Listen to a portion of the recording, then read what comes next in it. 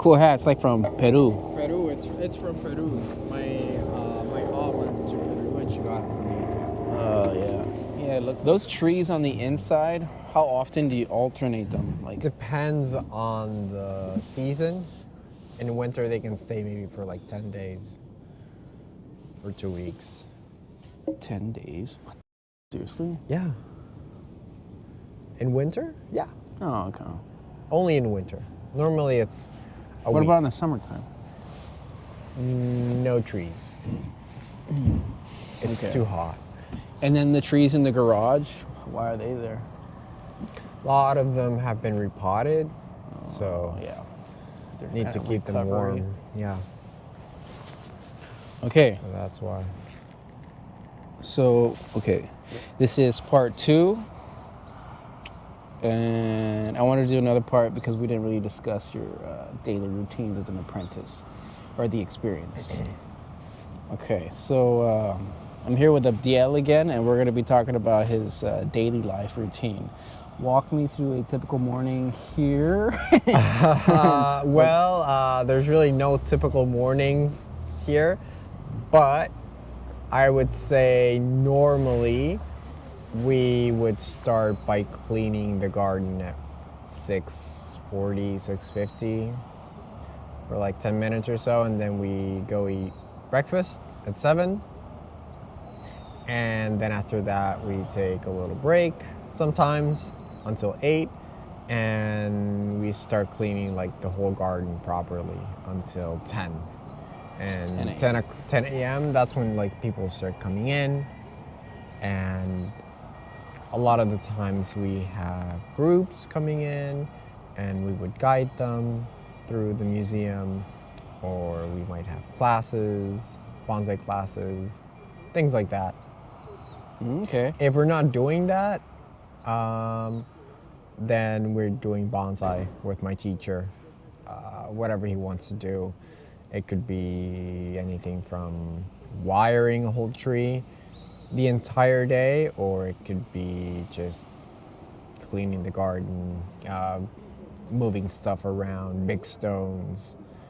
I've noticed there's some apprentices that don't speak Japanese. Is that like, how does that work out? Right, so my teacher's friends with a lot of Chinese people. Okay. Chinese so masters. he needs like the translators or something? No, it's not that he needs translators. It's that those Chinese masters want their like workers to come here and learn from him. Oh, So they come here for maybe 1 to 3 years, and then they leave. And Chinese people, they normally don't speak English or Japanese. yeah. You mentioned earlier that you guys have breakfast together and lunch together. Yeah, What is that, 2 or 3 times a day you eat? 3 times a day, breakfast, lunch, and dinner. And everybody has to group up except for the one vegetarian guy, Panda. Yeah. Sometimes, I would say most times he does eat with us. Okay. What's the, I guess when you're starting off, there's a bit of hazing. What chores did you really hate or avoid as a beginner and apprentice? As the beginner, probably one of the worst things is after repotting a tree, we have like a little sewer thing where all the soil goes to, and we repot the trees basically late winter, and you have to like take out all of that gunk out of the sewer.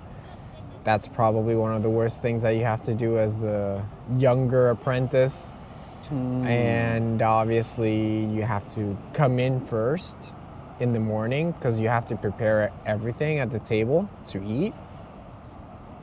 So those are probably So one the of the young worst apprentices things. have to do the dirty work, and they also prepare The youngest, food. only the youngest. But not necessarily age, more like the tenure, like The tenure, the hierarchy. exactly. Okay. It doesn't matter if you're 20 and the next guy is 50 years old. If you're first, he has to do whatever you say. You know how there's people that say, "Oh, it takes a year to water," or it takes 2 years to water. Yeah. Is there, how long does it take to actually work on a tree? Day one. Okay, so he's It's just not like the The others. type of work varies. Okay. right? If you're new, he's not gonna put you. He's not gonna give you something like that, right, to work on. You guys can't see it, but it's an amazing black Flip pine. around. It's a really cool black pine, right? He won't give you something like that from day one, but you might be assisting him I feel like at doing stuff. to be an apprentice, you kind of have to know a little bit, right? He doesn't just take anybody from the street that doesn't know anything. He kind of does. He kind of does. He kind of does. Wow. Panda came here one day and he was like, "Oh, I want to do this. Can I do it?" And yeah, the thing is, most people quit. Yeah. Right? He's had over 160 students come here, and only 2 foreigners have finished their apprenticeship. Okay. Those 6 years. What type of reprimanding happens if an apprentice does a really serious mistake? If, A lot of yelling. okay. But He he obviously won't, would get mad like anybody would, really. but he won't fire anybody, right? No. Okay. No, that's not the Japanese way. No. Okay, he'll make you kind of work for it, even though your internal Yeah. psychology might be like tormented. Exactly. You might Okay. have some PTSD, but yeah. Are there any moments that maybe have been super stressful or scary for you? If, I don't know, maybe like a customer accidentally broke a branch, or you forgot to water his tree. You know, he's very strict, but he's actually super nice. Okay. Like as a person, he's super nice. He's just strict with work, really, which is fine. There's nothing wrong with that. I have never had the experience of like breaking a customer's pot or anything like that, so I can't really talk to that about that. You mentioned earlier you like Ryan Neal. Remember? Okay. So he's very controversial. People either like him or they don't. Mm-hmm. But there's a movie on HBO. I haven't seen it. I haven't seen it as well. I know which one you're Right? talking So about. I haven't seen either, but I think, I don't know who was talking about it, where he went through some trouble, and there was this bad conflict between him and his teacher. So in comparison between Master Kunio Kobayashi and maybe Kimura or other ones, Yeah. is there perhaps like more strict teachers? Not really. You think they're all no. The strictest are my teacher, Mr. Kimura, hands down, by far. Okay. Maybe Mr. Shinji Suzuki as well. Gotcha. But Yeah, they're both doing a demo tomorrow. Mr. Kimura and my teacher are doing a demo tomorrow. Together. Yeah, I can't wait because you kind of gave me a sneak peek of what they're going to work on, and it might be like a literati. Yeah, What it could is what makes that, even though it looks like the most simple design, be. Yeah. what makes it the most challenging to achieve? Correct. The way that I see it, literati, you're working with a lot less, so it's harder to make something that looks good, basically. You could clearly see the mistake. You can clearly see the mistakes. Okay. So we got some people from China. There was a German apprentice. German, Italy, Poland, China, Taiwan, And Puerto he's- Rico.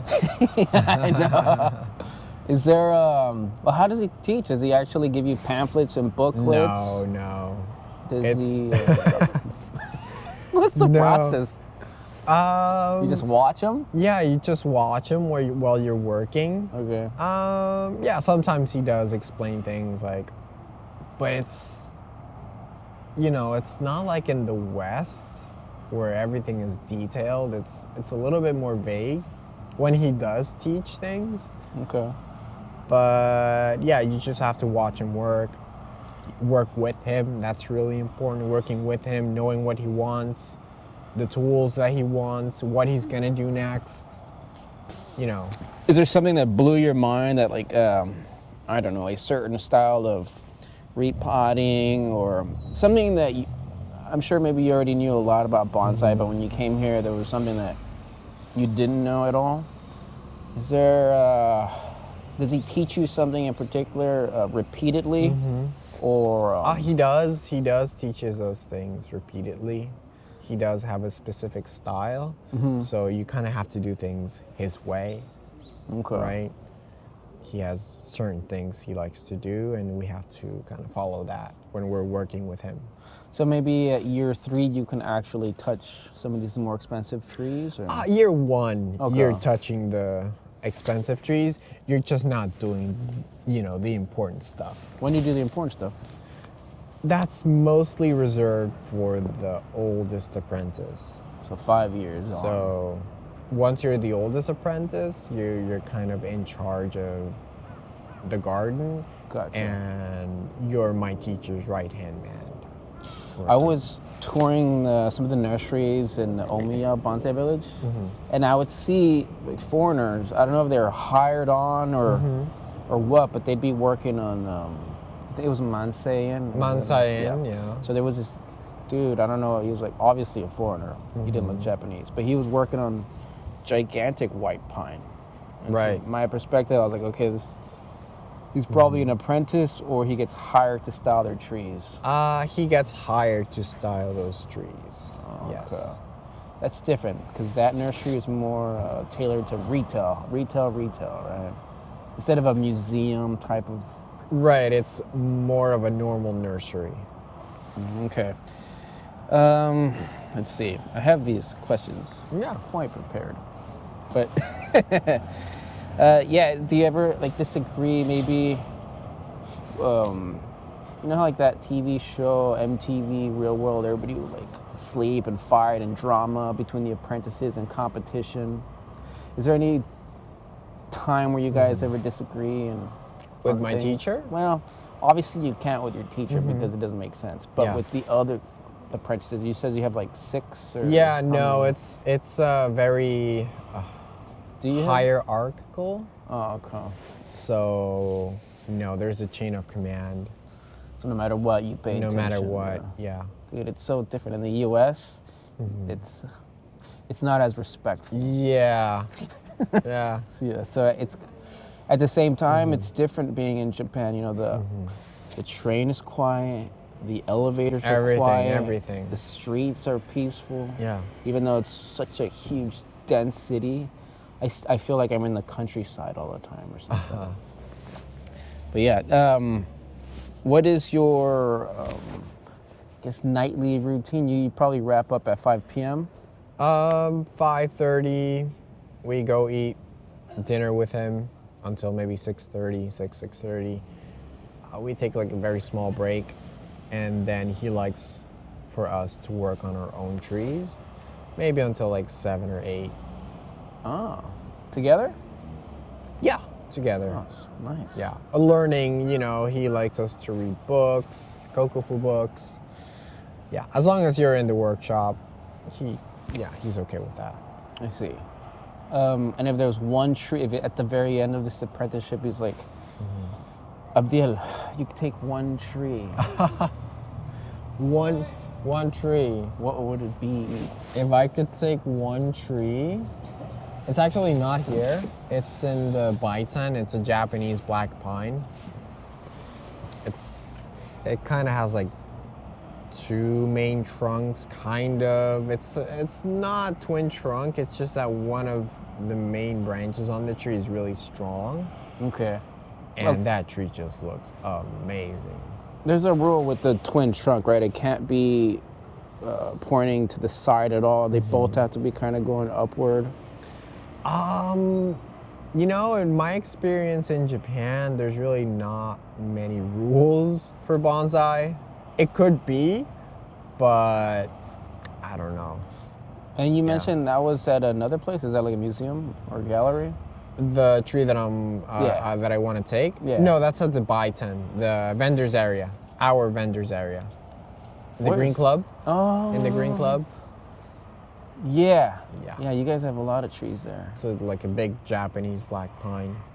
There's so many trees there that they're so close to each other. It's Right, hard it's to kind of hard see. to visualize all Huh. of the tree. Yeah, I get it.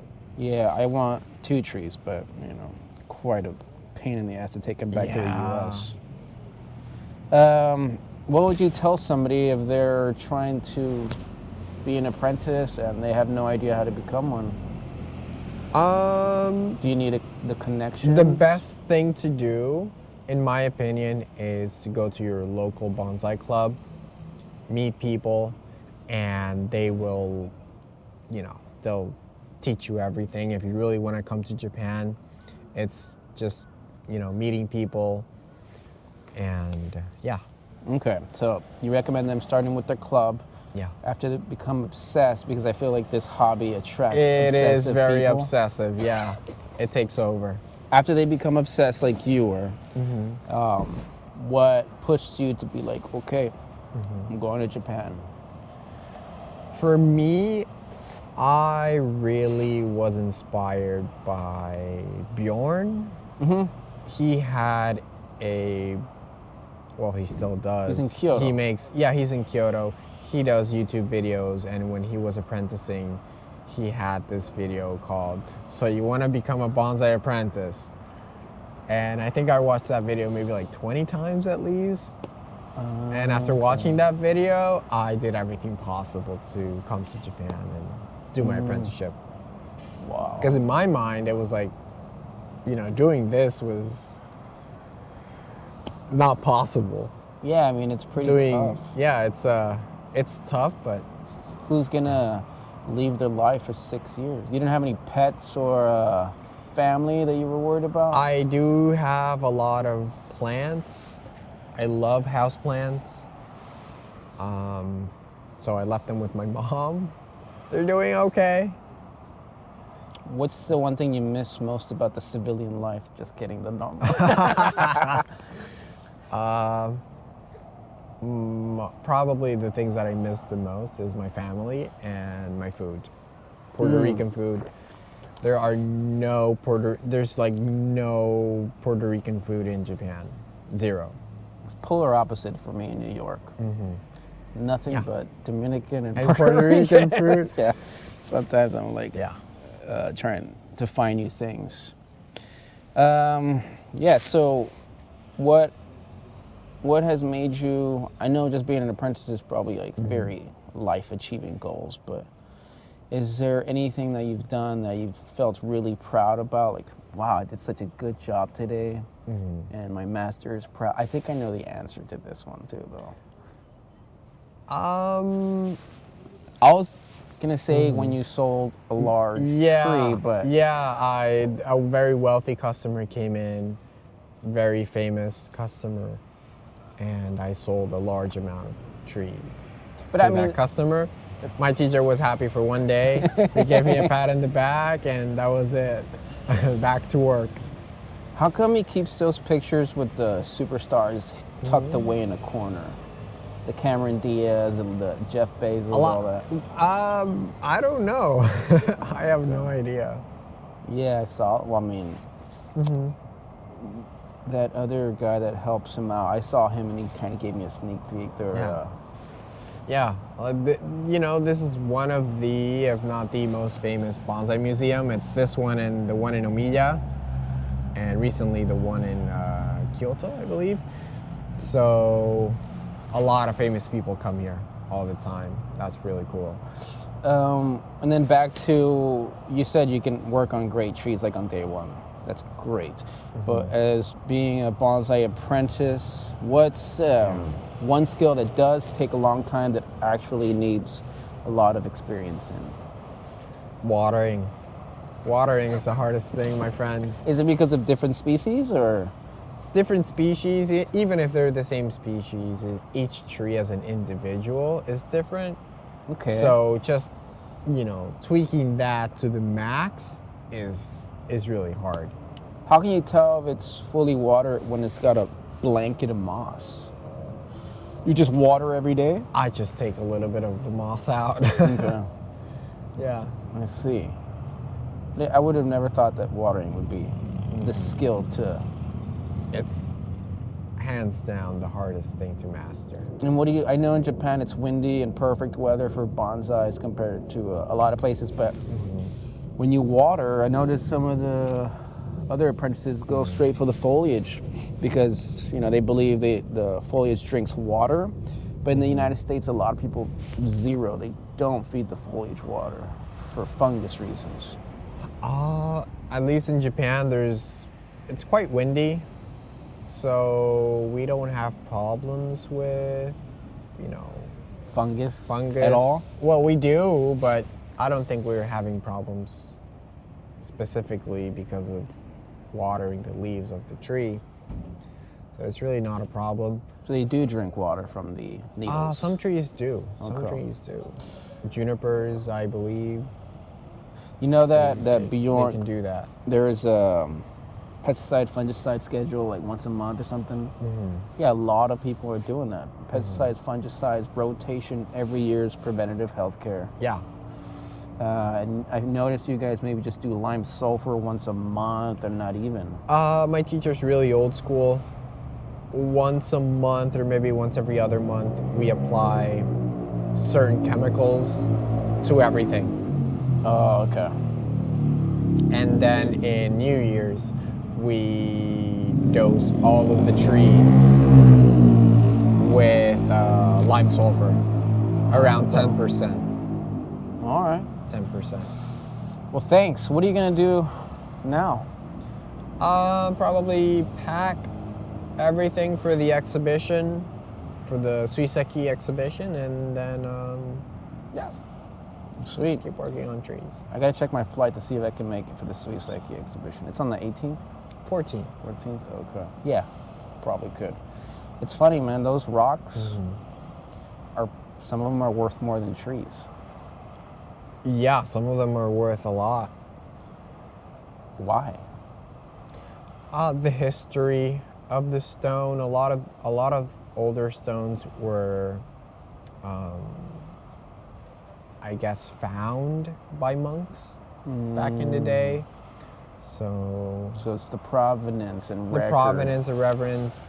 Obviously, if this stone is beautiful, it's going to be much more expensive. One of the most famous stones is a kikaseki, flowering stone. Oh, yeah. And it looks like a woman with a kimono. Oh, where? And it has like flowers. So Is it the you can't chrysanthemum ones? Yeah. Okay. Those are worth a lot. Those are worth it. I noticed there was like elephants, the animal-looking ones. Those are awesome too. Yeah, those are cool too.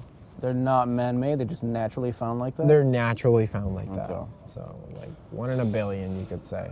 Okay, well thanks, man. This is a glimpse of the daily life of an apprentice.